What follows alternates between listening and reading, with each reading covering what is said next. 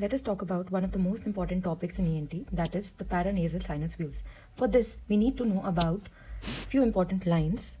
So, starting from the external auditory meatus, and this is the orbit, this is the inferior part of orbit. So, we have the orbitomeatal line, we have the infraorbitomeatal line, then we have the mentomeatal line. Let us look into what X-rays we are going to talk about.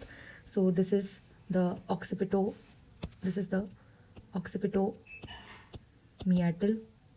view, that is also known as Waters view.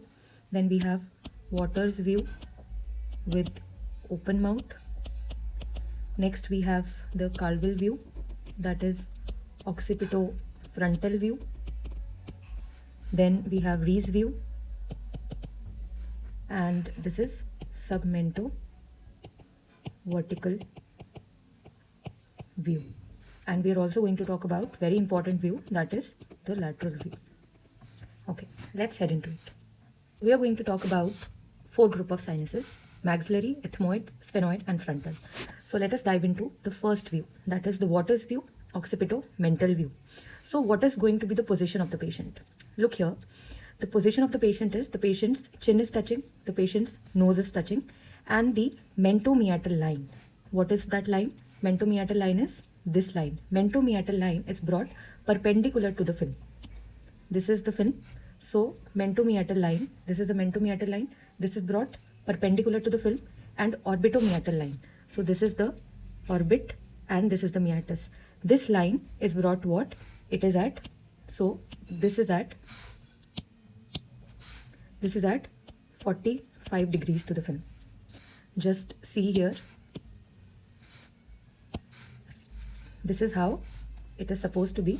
So this is the mentomeatal line and this is the orbitomeatal line. This is what? At 45 degrees. This is the radiographic plate and the rays are sent in this direction. So that is how the Waters view is taken. Next, what are the structures that we can see? The Waters view is mainly done for what? Maxillary sinus, that is seen best. So this is the maxillary sinus on both sides, that is mainly seen. We can also see this is the frontal sinus. We can see the orbit, okay. And what else we can see? We can see the mandibular angle, we can see the PIERRE'S ridge, and we can see the zygomatic arch, okay. All that we can see in what? Waters view, okay. So these are the structures: maxillary sinus, frontal sinus, then zygoma, and then zygomatic arch. Okay, let us now look into the structures. So this is the nasal bone that we see. Then what else we are seeing? We are seeing the ethmoids here on this side. Then what else? We can see the posterior ethmoid sinus here, okay. Then we can also see the sphenoid sinus. This is what I told, maxillary sinus. This is the nasal septum. Then we can also see infraorbital foramen. Then, as I told you, frontal sinus. Then this is the mandible. We can also see foramen here.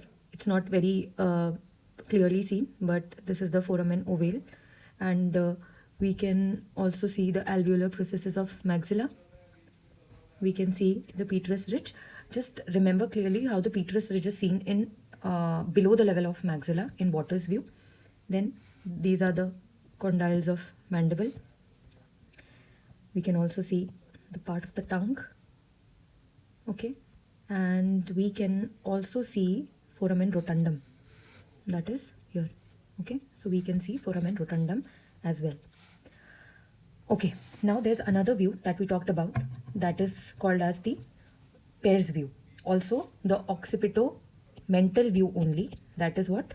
Waters view, but with open mouth. So with open mouth we can also see the sphenoid sinus. Maxillary is already seen, ethmoids are seen, frontal is seen, but very clearly we can see the sphenoid sinus. Now some pathologies. Look here, this is the maxillary sinus on left side and this is the maxillary sinus on right side, but we can see some concentric shape Okay, so this is convex flow is seen. This is the air fluid level, and that shows us that it is acute sinusitis.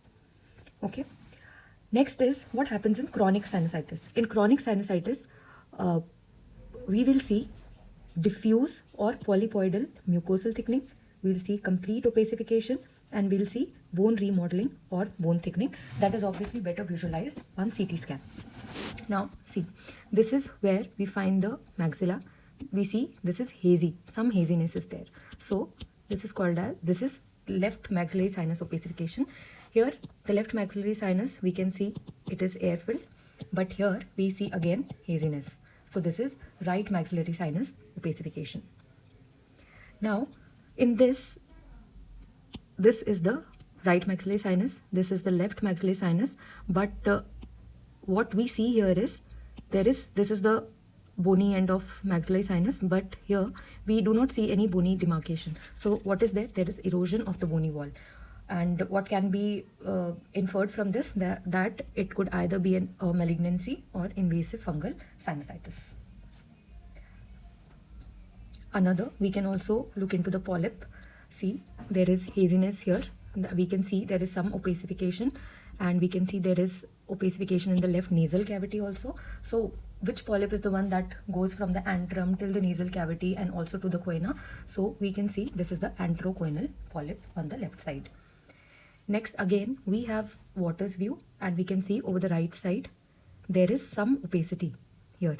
But unlike this one, what did we find here?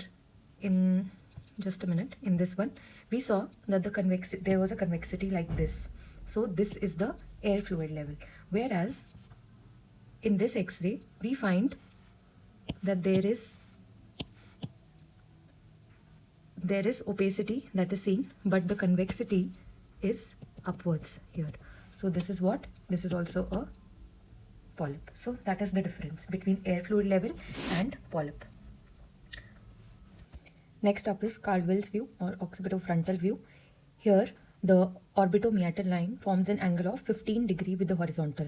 Okay, and the structures that are mainly seen are the frontal sinus, ethmoid sinus, maxillary sinus, and superior orbital fissure, but best seen will be the frontal sinus. So this is the position of the patient in standing, sitting, or lying position, and the occipit, this is the occipit, and this is the frontal. So this is the occipitofrontal view. We can remember it by frontal occipito OF view. Okay, so the angulation is with the horizontal. This is the horizontal. The angulation is 15 to 20 degrees. Okay, now let us look how the frontal sinus is seen here. This is the frontal sinus over the both sides, right and left side.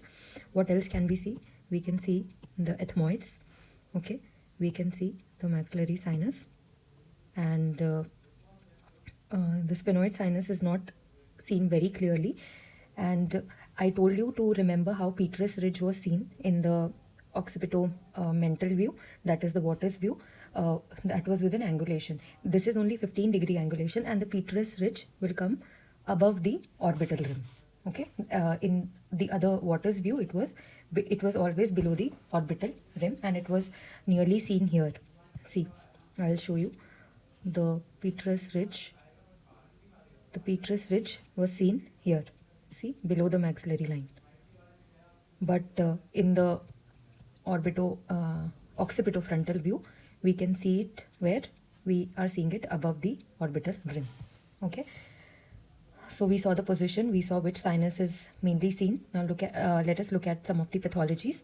So here, this is the right frontal sinus, this is the left frontal sinus, and we can see there is some opacification here. There is loss of the boundaries of frontal sinus. Here also we can see this is the right and this is the left frontal sinus, and there is a radio-opaque lesion in the right frontal sinus. This could be an osteoma. Another one, we see this is the right and the left frontal sinus, and we see there is some fluid accumulation here.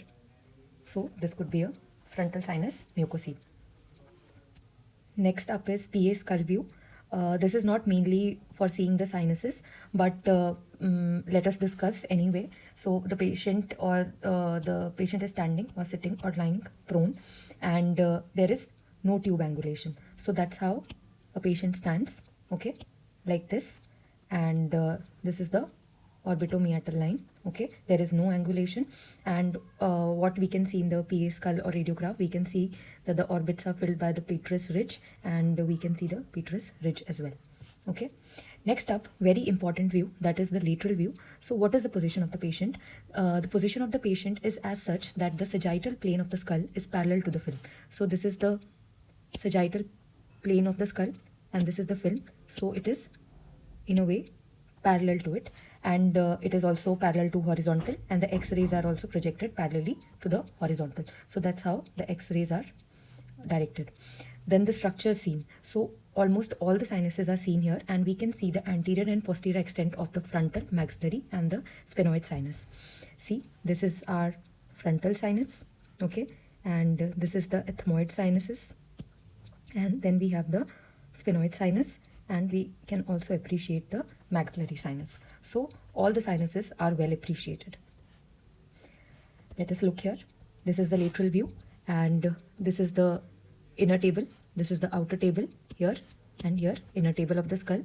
What else we are able to see? We are able to see the orbital plate, and this is what? The cribriform plate.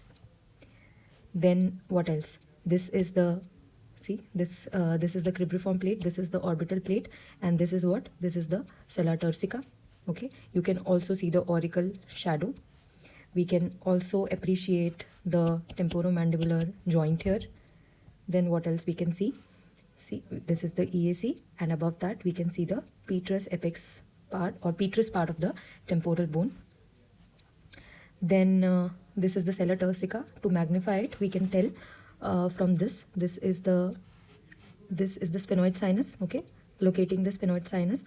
Above that, this is the anterior clinoid process, this is the posterior clinoid process, and this in between is sella turcica.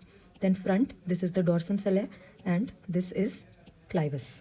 So that's how we can appreciate sella turcica also over the lateral x-ray.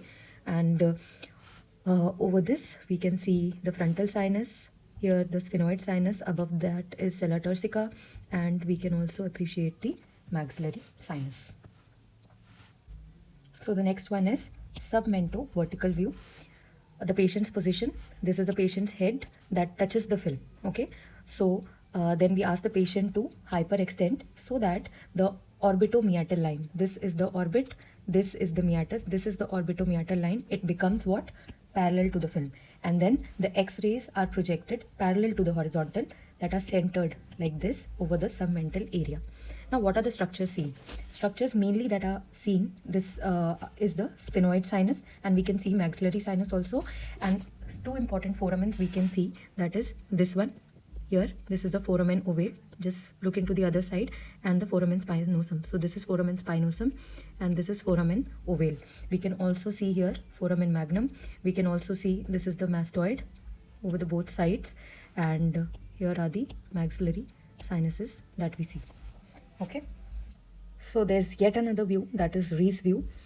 As we see here, the patient is lying in the sagittal plane. Okay, and this is the x-ray beam that is given at 15-degree angle, and the position of the patient with respect to the film is the patient's head is turned at around 40 degrees.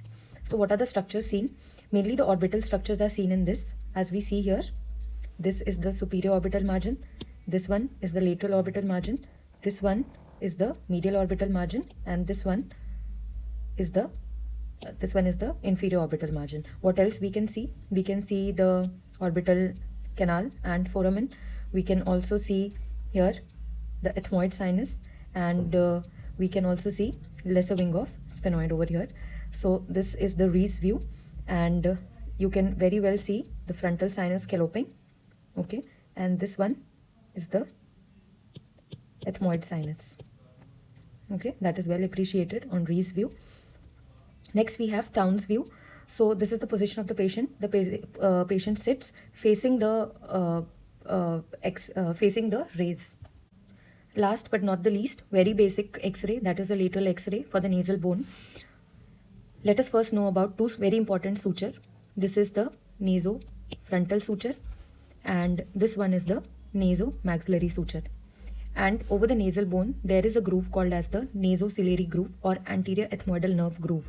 So this should not be confused with the break in the nasal bone. As we see here in this x-ray, this is actually the break in the nasal bone and not this. This is actually a groove.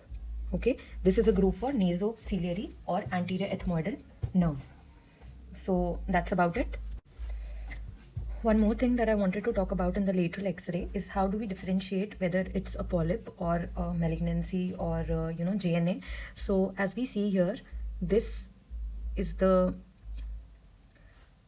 growth, and we can see that there is a crescent shaped air behind this thickening or behind this growth.